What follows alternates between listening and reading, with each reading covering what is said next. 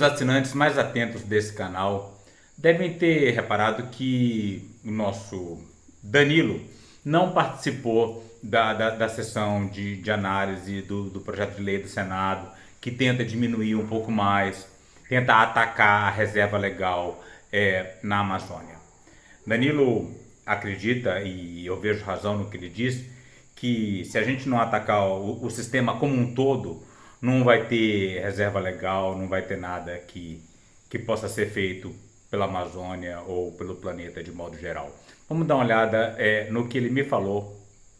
Então, cara, sobre a reserva legal, é aquela questão, como eu tô tendendo a pensar ultimamente, assim, se você não ataca o sistema, a ideia, realmente o mundo inteiro, você percebe que não dá para defender a Amazônia, quer dizer, não faz sentido defender a Amazônia dentro de um contexto que destrutivo, todo mundo, do mundo inteiro, porque é o pensamento do mundo, quer dizer, por isso que eu estou aderindo ao colapsismo, porque assim, se não existe um pensamento do mundo inteiro de mudar os absurdos, porque na verdade a destruição da Amazônia é um dos absurdos do mundo, né? Como diz o professor Hélio, eu estou muito triste, mas fazer o quê? Eu vou ficar, dando murro em ponta de faca? Na verdade, a lógica que diz que não faz sentido você reservar 80% da sua terra para reserva legal, sendo que no resto do mundo se explora 100%, faz todo sentido, dentro desse sistema que a gente vive. Então, como é que você ataca a vontade dos caras de reduzir a reserva legal sem atacar o sistema como um todo? Não dá para atacar só isso, entende? E atacar o sistema como um todo é atacar um gigante invencível, indestrutível praticamente. Então, quer dizer, resta o quê a nós? Não querer perpetuar essa merda, já que essa merda é invencível, mas andando por aí, entendeu?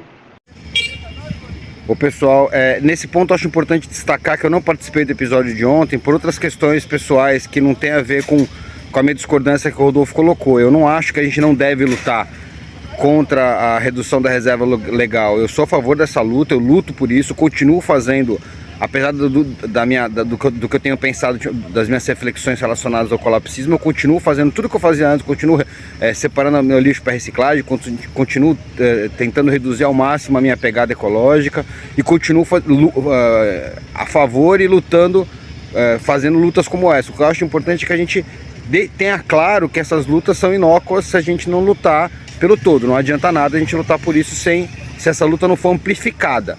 E essa luta sozinha, sem sempre se lembrar de que ela está dentro de um contexto, ela é inócua. É isso que eu quero dizer, isso é importante ter claro. Essa sensação do Danilo de que não adianta atacar os detalhes, sendo que o sistema inteiro está errado, começou no vídeo anterior, que a gente partiu da notícia de que os reservatórios das hidrelétricas estavam baixos, aí criticamos a ideia de produção hidrelétrica concentrada, né? E aí Thelma e Rogério fizeram uma defesa da produção de energias renováveis de uma forma descentralizada, citando como bom exemplo o projeto de formação de técnicos aptos a lidar com painéis solares feito pela organização Saúde e Alegria, né? Então foi feita uma capacitação e Thelma considerou essa um projeto muito interessante e digno de nota. Sobre isso, né? Eu quero falar sobre isso, eu quero aproveitar o canal para falar que o único caminho possível sobre a única redução da demanda, né?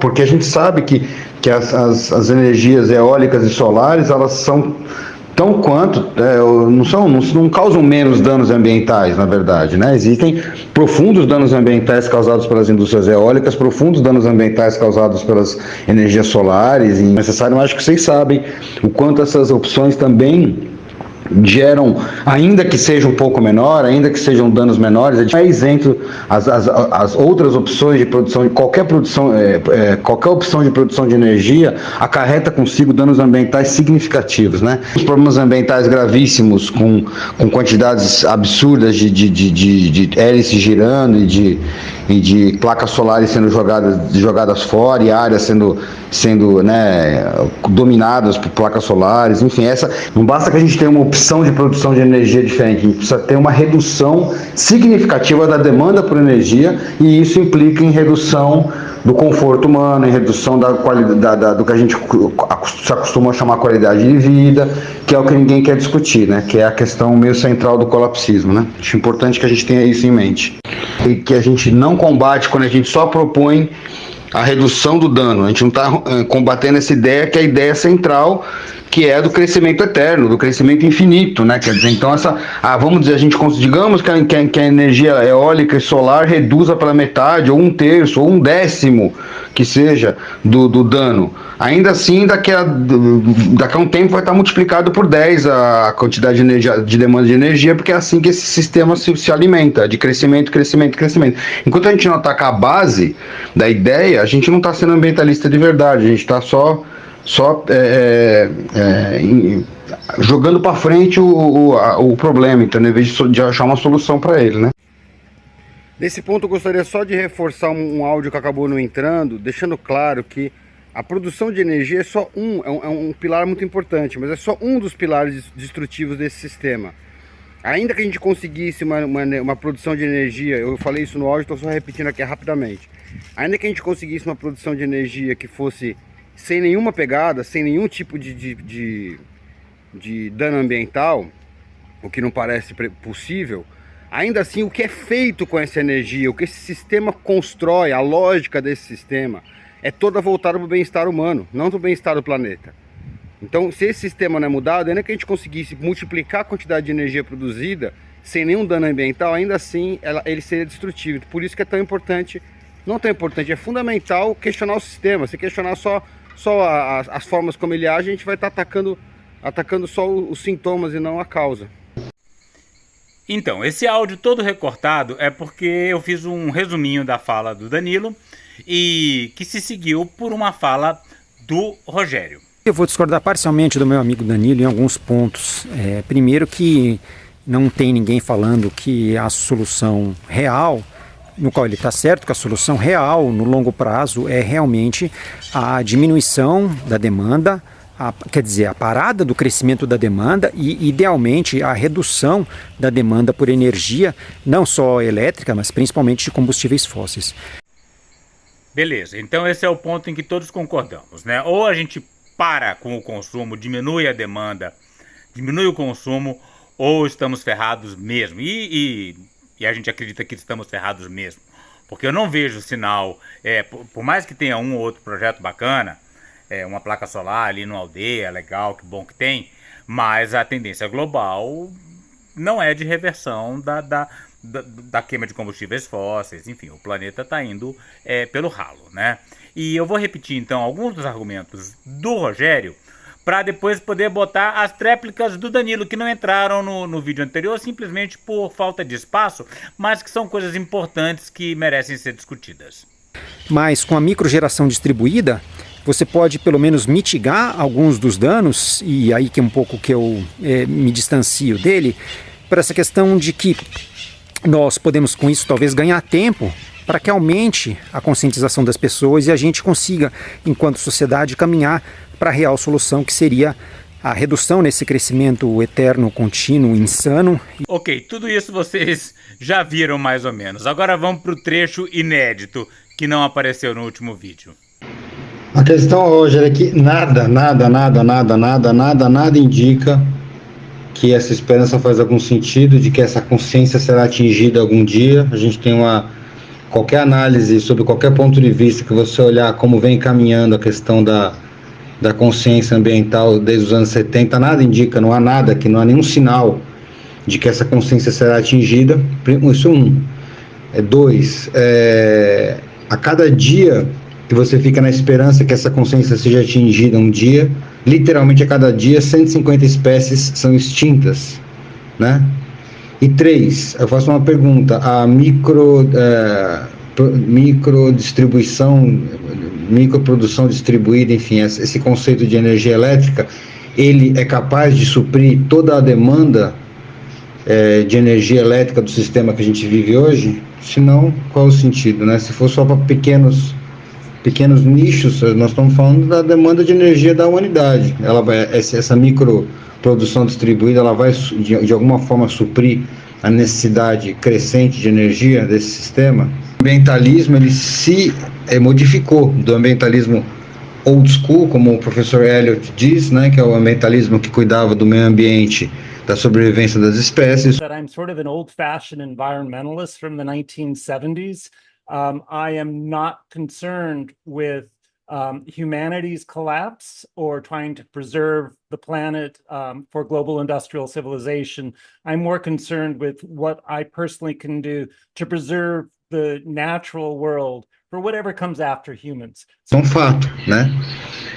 Dos anos 70, 80 e 90, nos anos 90 houve uma mudança e o ambientalismo mudou, difícil de provar o contrário dessa tese, né? Que a linha de defesa do ambientalismo, que começou com a defesa das espécies, da defesa do meio ambiente, nos anos 70, 80 e 90, a partir desse século ele passou a ser um ambientalismo buscando a sobrevivência do sistema de vida do ser humano, da sociedade industrial de consumo, sociedade industrial global. Então nossa discussão sobre o dumerismo, o colapso da civilização, parou nesse ponto. Vale a pena fazer de tudo, todos os esforços para ganhar tempo, numa esperança de que haja uma maior o surgimento de uma maior consciência na humanidade que possa evitar o colapso, sendo que a gente não vê essa consciência, muito pelo contrário, né? Se a gente for ver a política no Brasil, por exemplo, o que a gente vê é um desmonte de todos os mecanismos de proteção ambiental. Agora a gente está discutindo o desmonte da reserva legal, e tem o licenciamento, e tem tantas coisas. Vai de fato surgir uma consciência que possa nos salvar do colapso, ou essa é uma luta vã, né? É com essas ideias em mente que a gente vai observar mais um pequeno trecho dessa entrevista do professor Elliot Jacobson e comentaremos ao longo do vídeo. So, what I see is environmentalism losing its way. I see, so when I grew up, right, my childhood was the Clean Air Act, the Endangered Species Act, right? It was rivers on fire that are, there were oil spills, there was DDT. Então, só para dar um pouco de contexto, né, aqui a gente tem uma segunda entrevista com o professor Elliot Jacobson e o entrevistador é Dan Miller. E ele trabalha nesse canal Climate Chat. There was essentially the biosphere was collapsing in real time, and we were witnessing that. And so as an environmentalist, as a child, right, a young environmentalist, what I cared about more than anything was protecting the biosphere, protecting the environment. So environmentalism means to me someone who is more concerned about the beauty of the natural world and the survival of the natural world than they are the survival of global industrial civilization.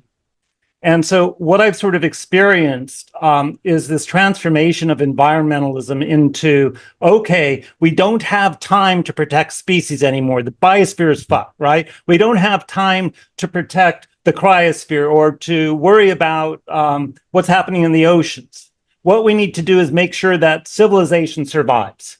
And what does it take to make civilization survive? It takes putting sulfur into the air. It takes electric vehicles. It takes solar energy. It takes wind energy. It takes all of these things, right, that actually actively destroy ecosystems. Yeah, sure, fossil fuels destroy ecosystems, but so do these green technologies. So what it means to me to be a doomer is to say, enough, right? Civilization is going away one way or another. Let's destroy as little of the planet as we possibly can as we on our way out. In other words, to be a doomer, in a sense, it's I think the closest in my framing is somebody who's a degrowther, right?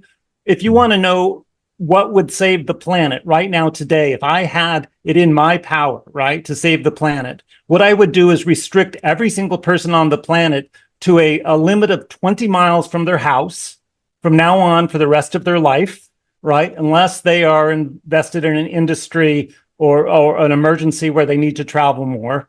We can still stay at 1.5 if we get to net zero by 2050. And we're like, well, what's he smoking here? I mean, that makes no sense whatsoever. How... E eles estão discutindo os cenários de mudanças climáticas, né? Então ele fala de uma terceira pessoa que acredita que a gente pode ficar nesse estágio de aquecimento de 1,5 grau em relação ao período pré-industrial e atingir net zero, quer dizer, não aumentar a quantidade de carbono na atmosfera em 2050. Né? Eles citam essa pessoa otimista e eles consideram essa possibilidade praticamente delirante, né? Então vamos partir desse ponto. So that's Michael, that Michael Mann we're talking.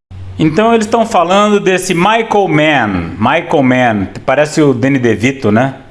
É um geofísico e climatologista americano, importantíssimo aí no contexto do debate das mudanças climáticas, né? A gente vai voltar para falar sobre essa figura logo, tá no radar, tá nos planos, mas vamos seguir em frente. Li umas coisas desse tal de Michael Mann, que eles atacam bastante, e isso aí é uma coisa que talvez eu aborde no meu vídeo, que eu acho complicado isso, né? Esse Michael Mann não é uma pessoa desarrazoada, como eles falam lá, é um cara que inclusive levantou um dos primeiros pontos do aquecimento global, estava lá na luta desde o começo, combateu muito os negacionistas climáticos,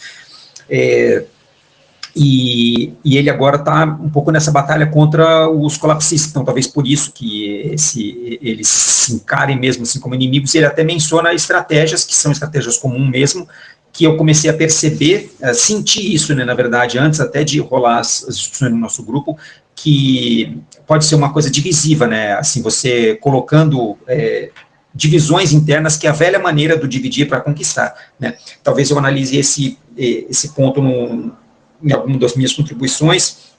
Eu acho que seria importante, talvez, vocês recuperarem a parte do áudio, que eu não lembro muito bem do que o professor Elliott fala, mas do que eu entendo que ele seria pró-doom, né, seria pró-colapso, porque em nenhum momento da entrevista fica muito claro para mim, claro, eu ouvi a entrevista picado, é uma entrevista longa, o que ele propõe, o que o professor Elliott propõe, porque o tal do Michael Mann propõe que eu vi na entrevista dele no The Guardian, que precisa ter mudanças no sistema, então não é uma pessoa que está assim só pró-sistema, ele defende mudanças no sistema, mas eu gostaria que ficasse claro, para ajudar a debater, se realmente o Elliott Jacobson é pró-colapso, né, e aí o que seria pró-colapso, né, se você acelerar o colapso, você não fazer nada, apenas deixar o colapso acontecer. Oi, Rogério. Não, eu não acho que o Elliott Jacobson seja pró-colapso. Ele não é a favor de que o colapso aconteça, ele acredita que é inevitável. Ou, digamos, ele sabe que é inevitável. E ele acha que não vale a pena fazer de tudo para adiar esse colapso inevitável. O que é fazer de tudo, né? No caso que vai ser discutido logo mais, é explorar lítio, né? Eles entram nessa discussão logo mais, para poder criar baterias de carro. O que acontece com a exploração de lítio, né? Eu já aviso logo que eu tenho problemas seríssimos com ela. Por quê? Porque tem aquela região de São Félix do Xingu, bem ali no norte da minha aldeia Ocre, é cheia de lítio, né? Então, já está tendo minas de exploração ligadas, inclusive, ao Elon Musk, a Tesla, essa coisa, ali em Tucumã, né? Ao lado da terra indígena do Xicrim do Cateté. E o Xicrim é o povo irmão do povo Caiapó, né? Eu me identifico com o povo Caiapó, porque é a aldeia que eu frequento já para quase 30 anos. E o Xicrim é o povo irmão que está tendo o Elon Musk cavando lítio ali do lado da terra indígena para fazer carro a bateria, né? Aí fala assim, não, ferra a terra indígena, ferra o Xicrim, ferra o rio do Xicrim, mas talvez dê para evitar algum carbono que vai ser jogado na atmosfera, e isso talvez adie em alguns anos o colapso climático do planeta Terra, né? Aí nesse ponto eu falo, dane-se o carbono, né? Eu estou aqui lutando contra a mina de lítio, né? Enfim, cada colapsista pensa de uma forma diferente, como o Elliott Jacobson já enfatizou. Mas eu acho que ele não é a favor de que o colapso aconteça. Ele entende que é inevitável. About. He also said that he almost hates doomers like you, I guess, more than he hates climate deniers. Então é isso, eu tô com a câmera virada para fora porque não tô em trajes para gravar vídeos, então eu vou mostrar o meu laguinho aqui enquanto eu falo. Então esse Michael Mann diz que odeia, ele quase odeia mais os doomeristas, né, os colapsistas, os doomeristas, né, do que ele odeia os negacionistas do clima, né, porque ele acha que os doomeristas são, enfim, uma força contraproducente aí no contexto da luta das mudanças climáticas. Because he thinks the mindset of doomerism prevents action on climate. And I have to say, maybe he's right because of what you just said. You're not really for doing that. But you disagree with him, though. I thought you disagreed with him, too, at the same time. So, yeah, he says that deniers are the unwitting pawns of the fossil fuel industry. Oh, okay. Unwilling é vacilante. É o vacilante. Agora, eu não entendo a próxima palavra, não entendo a pronúncia. Eu tenho a impressão que ele está falando unwilling pond, P-O-N-D, que significa lago. Fui tentar ler a entrevista do tal do Michael Mann para ver se eu achava o que era essa palavra. Para mim parece P-U-N, mas P-U-N é trocadilho, né? Então ele fala duas vezes, unwilling puns of the... Eu tentei colocar com A, com O, mas com D, sem D, e não parecia nada. Então eu acho que é como se fosse, não é unwilling, é unwitting, né, no sentido de involuntário. E eu acho que eu entendi que é como se fosse apoiadores involuntários, estimuladores involuntários, mas não entendi a palavra. Coloquei até na velocidade meio para tentar entender e não entendi. Okay. And what I would say is that Michael Mann is the unwitting pawn of the green industry. Ok. Descobrimos. É unwitting pawn. Desculpe a pronúncia precária, mas é o peão. É o peão, aquele que luta, né? O peão do xadrez, é o peão desavisado, né? Então ele diz que esse Michael, ele é um guerreiro da indústria verde e o professor Jacobson é crítico dessa indústria verde. A indústria verde é essa que quer vender placas solares, carros elétricos, esse Michael Mann seria o peão, o lutador, o guerrilheiro desavisado dessa indústria que ele considera maligna. Because the green industry is also invested in destroying the biosphere. It may not have as large a footprint of destruction at present that fossil fuels do, but if you talk about a long-term transition to green technologies, you're talking about solar that has a lifespan of 20 years or batteries that have, and then you're talking about continued production essentially to preserve the status quo of civilization, right? So how can we maintain civilization by transitioning to these green technologies? How can we still have everything we have and not have to sacrifice anything so that we can still have a car that we can feel good about driving, but it's an electric vehicle, and so fine. So I consider his perspective extremely destructive to the environment. I consider his point of view that what we need to do is transition to these other destructive technologies instead of the current destructive technology, just so that human civilization can continue to grow. It sort of is not clear what the long-term plan is there, right? We are in the midst of overshoot. We're in the midst of the collapse of multiple systems on the planet. And there is not a plan that involves a transition to green technologies that avoids that collapse. There simply isn't one. Well, I have to disagree with you a little bit because you brought up lithium. So you want to take a guess for every 1 ton of lithium, how much oil we extract? There's some equation, I don't know, 50,000 tons of oil for every 1 ton of lithium, and it's 100,000 tons of coal for every 1 ton of lithium. So lithium's not really a problem. Plus, you can recycle it, for a really long time. So we're talking about, instead of a one-time use, let's talk about environmentalism a little bit. We have a society based on fossil fuels where you dig them up at mind-boggling amounts that people cannot fathom how much that is. Again, 50,000 to 1. And we use them one time, and then we got to dig them up again, versus lithium and renewable energy, where you dig up and you mine, by the way, tiny fractions of an amount compared to fossil fuels, and then you reuse them over and over and over again. You know, circular economy, all that kind of thing. And then you reuse batteries. Hold on, and then you reuse those things over and over again.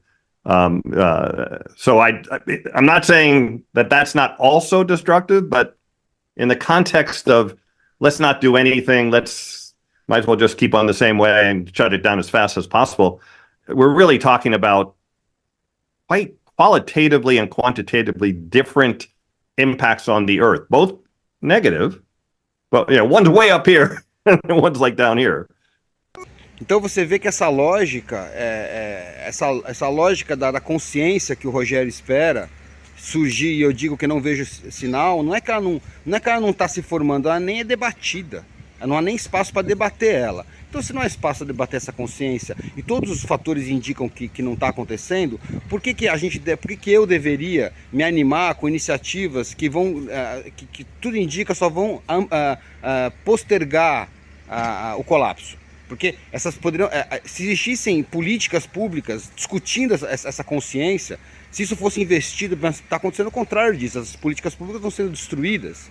Então os colapsistas, eu posso falar por mim, mas eu acredito que eu falo em nome de algumas pessoas, não somos contra as ações pontuais, como por exemplo a luta contra a redução da reserva legal, muito pelo contrário, ela é importante. Mas se ela não for feita aliada à luta contra o sistema global, ela não tem sentido. Não dá para se dedicar a isso. Então eu não consigo me dedicar a isso e não me dedico às tais green technologies que eles falam, né? Quer dizer, essas tecnologias novas, como os carros elétricos, como as placas solares, como as energias eólicas, que são apenas formas de dar continuidade para um sistema falido e suicida, sem questioná-lo. Se isso viesse junto com o questionamento da necessidade de redução, eu apoio. Mas se isso vem solto e perdido, não faz sentido para mim lutar por isso. Então, não é que eu sou a favor do colapso, mas eu sou contra a postergação do colapso sem sem um plano claro de como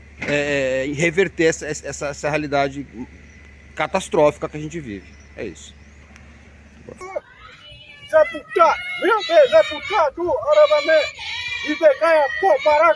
Para saber mais e participar dessa luta radical pelos povos indígenas, a floresta tropical e a biodiversidade de modo geral, inscreva-se no canal, deixe seu like e comentário.